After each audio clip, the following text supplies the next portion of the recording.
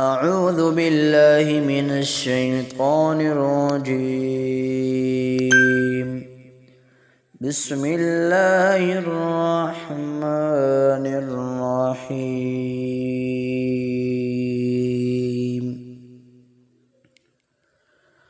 القارعة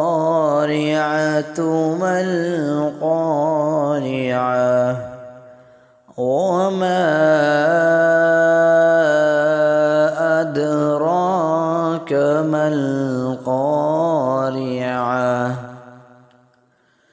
يوم يكون الناس كالفراش المبثوث وتكون الجبال كالعهن المنفوش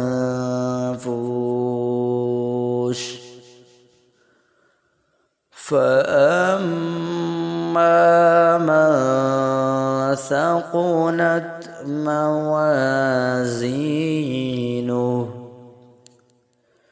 فهو في عيشة راضية وأما من خفت موازينه